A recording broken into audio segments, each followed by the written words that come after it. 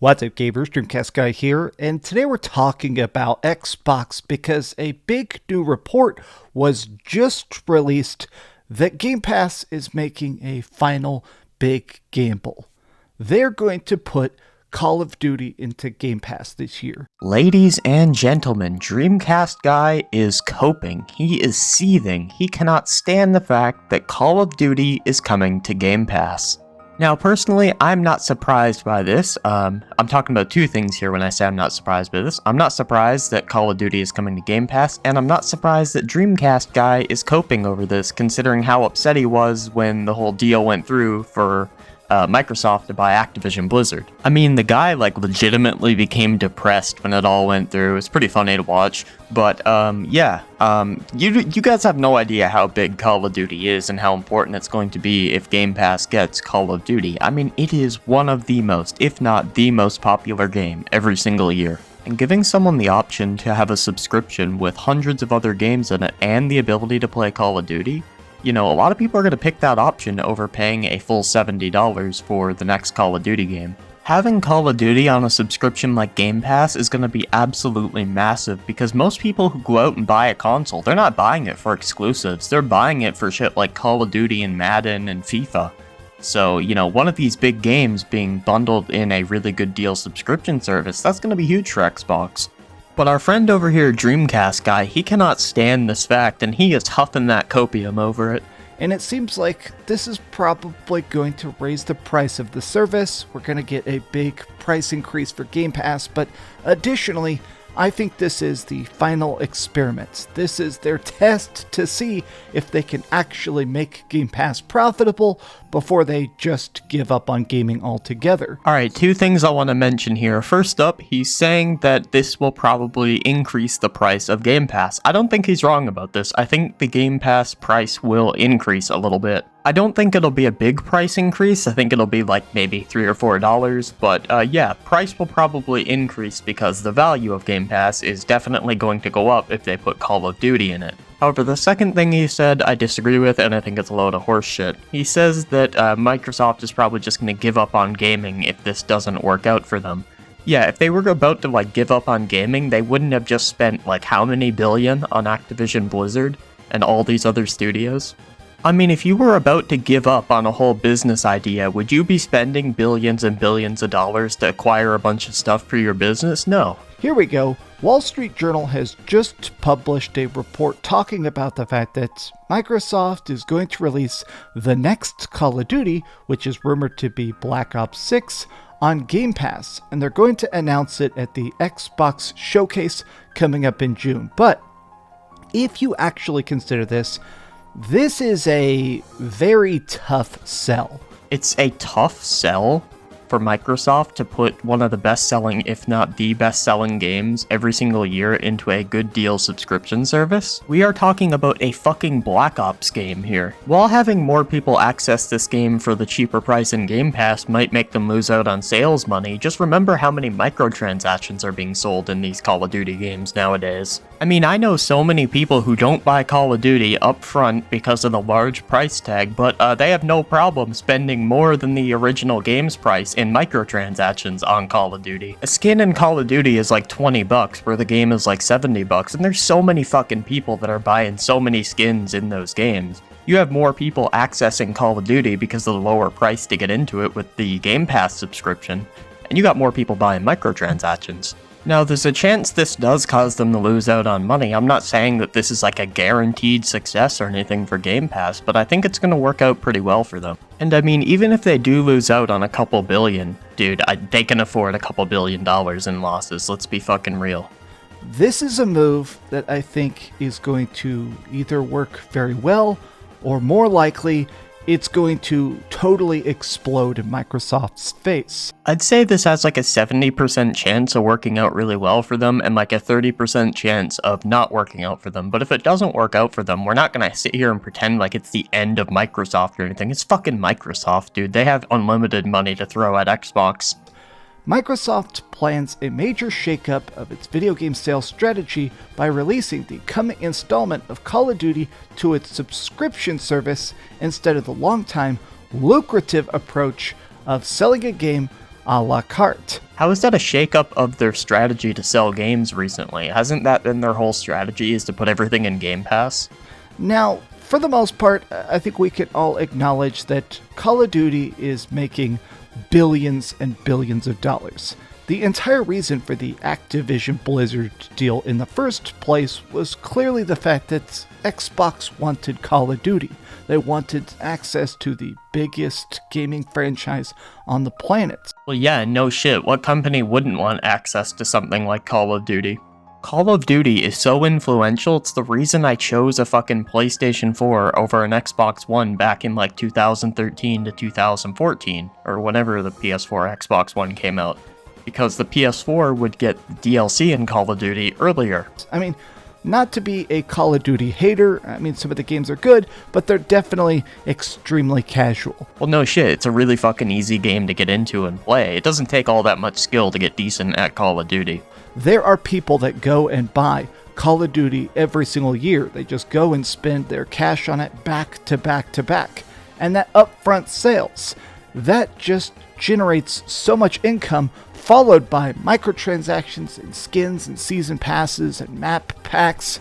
So the fact that they're trying to test removing that upfront pay, the fact that they're going to take something they just spent $70 billion on and put it out there essentially for free, I think it is a move that I think they are going to instantly regret. I mean, I doubt this is going to be a move that they're going to regret. We know that the free-to-play model generates a lot of money for video games nowadays. Warzone, Fortnite, Apex, Destiny 2, whatever other fucking games are free that have microtransactions prove this. And while this is not exactly free, you know, now we got more people on Call of Duty due to this, and that means more people able to buy microtransactions and spend money on Call of Duty, and that money that they make off of microtransactions might end up being more than they would have made through, like, game sales. I mean, you would be surprised on how much money people spend on those microtransactions. I think they're a complete fucking ripoff, but, you know, people spend tons and tons and tons of money on them. I literally know people who spend thousands of dollars on those microtransactions in Call of Duty. Now, a lot of people are just sort of laughing at this because it is bizarre that this is an announcement that seems almost a bit too late. Like, here's Paul Tassi, writer for Forbes, saying this: "It was inevitable they do this. The question is whether it would happen this year or the next. They're way too down the rabbit hole, committed to Game Pass at this point to start making exceptions for first-party games, and this is one of the only remaining places that can drive new subs." I mean, no shit, Microsoft would want to get new subs for Game Pass. Game Pass has been like losing subscribers over the past few years. I mean, you take one of the biggest games every single year and you bundle it in a service that is a really good deal, and a lot of people are going to pick that service over buying the game full price, especially when the games that come out nowadays, they feel like the exact same game that came out the previous year.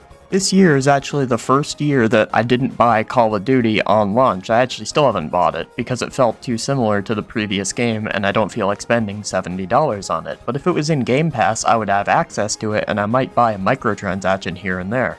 People are, of course, all the replies are like, okay, Game Pass is about to be $25 a month. So, yeah, this is going to be a two-pronged dumpster fire, because they're definitely going to increase the price of Game Pass. I don't think this is deniable at all, but additionally, I think that internally, companies have sales metrics. They go, okay, we spent $300 million on advertising, we spent $200 million on development, so it needs to sell at least 10 million copies to break even. So this thing is going to bomb. I'm going to call it right now. You can clip it. I'm filming this at 10 a.m. on May 17th. This is about to be the lowest selling Call of Duty of all time. Just because a game sells less than other games in the same franchise doesn't mean it's going to make less money. They might make up for that money with microtransaction sales from Game Pass owners. I mean, Warzone sold 0 copies because it was free and still made them billions of dollars. Fortnite sold 0 copies because the game was free and it still made the company who made Fortnite billions of dollars. And I highly doubt this game is going to bomb. I mean, we're talking about a fucking Black Ops game here. Now it's going to bump up some Game Pass numbers, which is kind of the point in a way.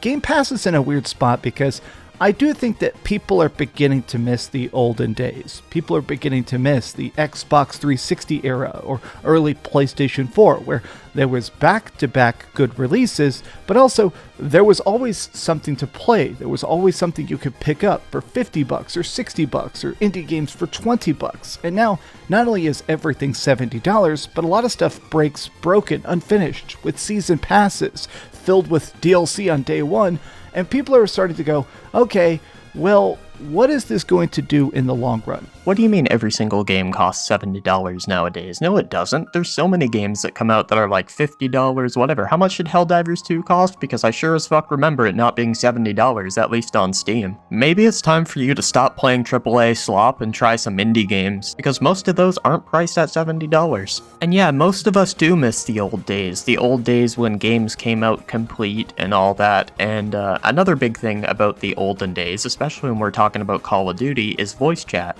Back in the day, you could use voice chat and you could call people shit and you could like curse them out and shit, and you wouldn't have to worry about getting banned. But nowadays, you say fuck on Call of Duty and you might get banned. So, I mean, I feel like voice chat was a big part of those older Call of Duty games, and it was like one of the main reasons I played those games in the first place was because of voice chat. I know it's a bit off topic, but I'm just saying. Is Game Pass good for gaming or bad for gaming? Now, here's a good point. Currently, Game Pass is just a standard 2-tier system, and we don't know what tier of Game Pass this is going to be. As it currently exists, there's the core, which is pretty much just multiplayer, and then $17 a month for Game Pass Ultimate, which is where you get access to typical Game Pass. So that's basically, this is how you get the hundreds and hundreds of games, plus new games on day one. I think this price is definitely going to go up. In fact, I even said that. I said, okay, so remember this tweet. Game price is about to go way high. I think they're going to increase it at least $4 or $5. People are like, oh, they're going to increase the price of PlayStation Plus. Okay, I don't know why this person is throwing that out. That's also stupid. PlayStation Plus, obviously, nobody should compare PlayStation Plus to Xbox Game Pass. Why shouldn't we compare them? They're very similar in price. When two things are similar in price, you should compare them because you want to see which one is the better value. I think it's going to lead to a lot of bad things all at once. This is truly going to go down in the record books of Xbox as a catastrophe in the long run. Yeah, this is going to age horribly, dude. Xbox has made frequent sloppy mistakes. He's 100% right about this. Xbox has made a lot of mistakes recently. The whole Redfall coming out at 30 FPS, Starfield kinda didn't do as well as they expected it to. Tango Games Works getting shut down. There's a lot of mistakes that Xbox has made. He's not wrong about this. The whole thing with the Xbox One, telling people not to buy the Xbox One, forcing the Kinect, and trying to make stuff like originally when the Xbox One was about to come out, it did not have used games. I guess people kind of forget that today. Why are we talking about shit that happened a decade ago? Why can't we talk about things more recent that Xbox is fucked up with, like Redfall, Starfield, Tango Gameworks getting shut down? Why can't we talk about more recent things? Yeah, this shit happened a decade ago and it was fucking stupid what they did back then, but, this has nothing to do with what we're talking about today. Everyone's forgotten about that at this point. And that was not even on the current Xbox console that we're on right now. And ever since then, they've kind of been trying to keep up. Microsoft is now so far behind on console sales. I did a video yesterday that they're actually down 5-1. For every one Xbox that sells, 5 PS5 sells, which is insane. Yeah, they are down on console sales. This is not a lie. And I think Game Pass, they are relying everything on this. If Microsoft can't figure out how to make Game Pass actually profitable, I think we're going to see the entire bubble pop. I think this is the exact direction they need to go into to make Game Pass profitable, because one of the main complaints that people have with Game Pass is there's not enough big games in Game Pass, not enough big, interesting games that people want to buy Game Pass for. So when you put games that people are actually interested in Game Pass, more people are likely to buy it. Putting Call of Duty on Game Pass and not launching it on the Xbox One and the PlayStation 4, if that doesn't move the needle on getting people to adopt the Xbox as their chosen next-gen device, then that's it. This is the final hurrah of Xbox. I mean, I doubt that this is their quote-unquote final hurrah, because, I mean, if this doesn't work out, Microsoft is not going out of business. They might lose a couple $1 billion, but I mean, that's really not going to break the bank for them. I do think it's going to be bad for the industry when they inevitably implode and go the Sega path and go fully third party, but it is just strange to see how the purchasing of Activision Blizzard is going into the history books as the worst move they've made.